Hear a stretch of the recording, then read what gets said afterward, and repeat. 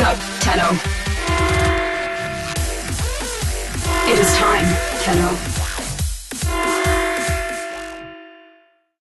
Incoming audio transmission.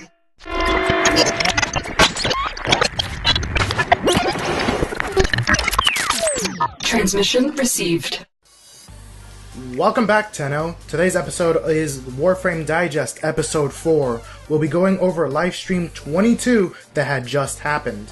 Livestream 22 was a pretty big one with all its build-up from Operation Oxium Espionage and Update 12 being released beforehand, with a bunch of changes, link in the description below for the patch note, and a bunch of promises being made that have blown my mind.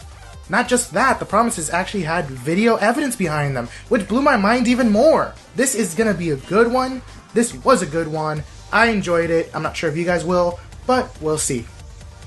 This stream's opening statement wasn't necessarily a positive one, because news of Update 12 bringing Melee 2.0 and it being postponed to later on, pretty much we know eventually when it's coming out. At the end of the month, at the end of February. Melee 2.0 will be coming out with a new Prime Warframe, so don't go hunting and tearing your hair out, figuring out where is this new Prime Warframe. It's not in the game yet. Find any forum posts about it? It's fake. It's not in the game yet. The new Prime Warframe, Loki or Rhino, will be introduced when Melee 2.0 is introduced later this month, along with its Prime gear. The following portion of the live stream was a pretty big one. It was a very intense conversation about Endgame, and it was a very lengthy discussion about it. It took approximately 12 minutes of the stream to get across. And I will not dedicate 12 minutes to the digest just for that one portion of the stream, but I will do a standalone recap of that discussion with some clanmates, some group members of my normal team later on this week. So stick around if you're interested in that. Otherwise, let's resume. Here's the thing that was pretty obvious, and then suddenly, it blew my mind. Potential changes to the star chart coming down the road sometime soon this year. Here's the obvious bit. Thanks to the recent addition of the Harvester and its Detron reward, the Grineer have been winning. What have they been winning? The Invasion, the Gradavis Dilemma Aftermath War feature that they introduced into the game. And currently, the Grineer are going to push the Corpus off the star chart entirely. What's their solution? Let's hear Freudbeck say it himself.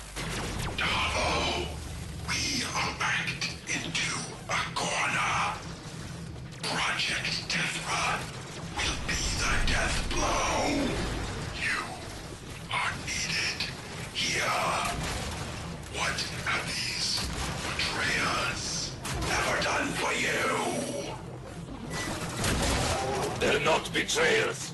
Tenno, this is really embarrassing. And here's the part that just blew my mind. This came out of nowhere, but it was highly requested for several months. All the way back since Update 9, as I recall. Maybe even further back. As you can see in the background, they showed a new hub. A new hub world that will pretty much replace the star chart as we know it. This will work as a lobby zone where you can actually team up with your friends and randoms to go do missions. So no more clicking on the star chart, clicking a planet then a node, and getting matchmade with someone randomly, but instead you'll be walking around and being thrown into parties when you try to execute in an open game, or when you're trying to go with friends, you actually team up with your friends and go. So this will give the game a whole new sense of community and make it feel more of an MMO and less of a detached single-player game with multiplayer features.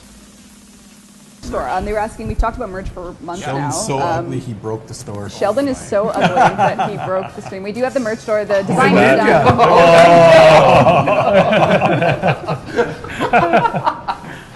Sheldon, I didn't know what you did. You look very anime. That's pretty awesome. What was the comment before, guys? Was it squeaky clean and oh so sexy? Oh, yeah. Was something that was said? One awesome piece of information that came out of this is, you know that Warframe gear everyone's been wearing periodically, mainly Sheldon, almost all the time Sheldon, somewhere hidden on him in some way, some manner, some form.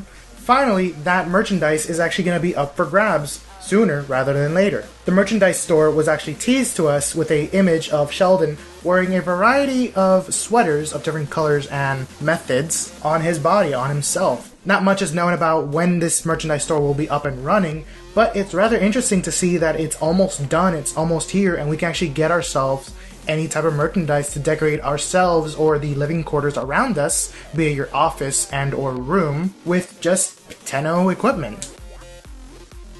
They also finally showed us an in-game version of the next tile set, the Grineer Shipyard. It seems to be a very dark and gloomy location, and it might make some very interesting gameplay with its dark, grimy environment. I'm extremely curious to see how they try to integrate this into the game. What type of event will this be a part of? Does it have to do something with Project Tethra? I don't know, but we'll find out. This wouldn't be a Warframe livestream if it didn't have its normal dosage of weapon concept art. They showed us concept for the katana and wakizashi, along with a lever action rifle and its dual pistol mini versions. Along with that came a new elemental weapon in the form of a Corpus Freeze Ray to join the ranks of the Acid Spray and Bolus and Fire Spray of the Ignis. Alongside that on the other faction is a Grineer Acid Rifle. It is subject to change and can change into a different styled weapon down the road. Last but not least, they showed us concept for a new crossbow, the Tenno crossbow. It is unclear whether or not this will be a primary rifle version or if it'll be another pistol version to go with the ballistica. Some of you PC users may be wondering, well, the Force tile's out, but where's Counselor Vay Hek? Well, they delayed him until further notice for the sole reason that Minky was very ambitious over it. We can go as far and say he was overly ambitious. The end result for Counselor Vay Hek has been so ambitious and complicated that it's actually backtracked the whole entire team. This is going to be either a very interesting and complicated boss fight, or just a very interesting and noteworthy boss fight in the end. But overall, all that we can do right now is just wait and see. Well, to close out the stream, I'd rather just play something straight from the stream itself that was very noteworthy and interesting to see overall. I may have done some minor adjustments just to make it that much better. I said no, there was nothing, it was all mostly nothing that really polished enough. What? And I was like, oh, Rebecca, we have a video that can show kind of where Parkour 2.0 is going to go. I can't wait to see this. Yeah. You guys made me show this. This is Jeff did not want to show this before. No, I just want to show this. It's amazing.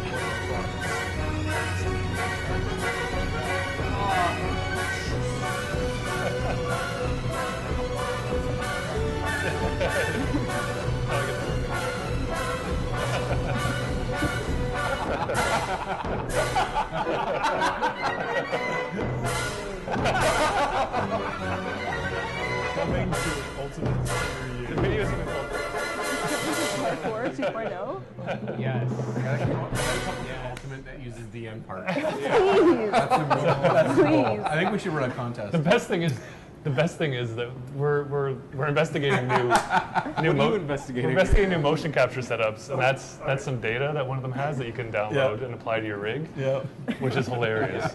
People wanted lore. But Rebecca totally bought that I was serious about that being Parkour 2.0. She totally thought I was serious. Well, that pretty much wraps it up for this episode of the Warframe Digest. So, tell me what you think. Leave a comment, like, subscribe, contribute to the conversation, and see where I can improve or what should I cover next time. So, this was Dark Freak with the Warframe Digest, and you've just been informed, and I'll see you guys in-game.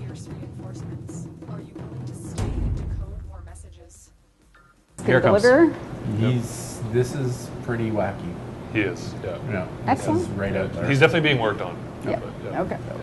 I More support bosses it. are in the pipe. And There's a lot of stuff that we haven't talked about.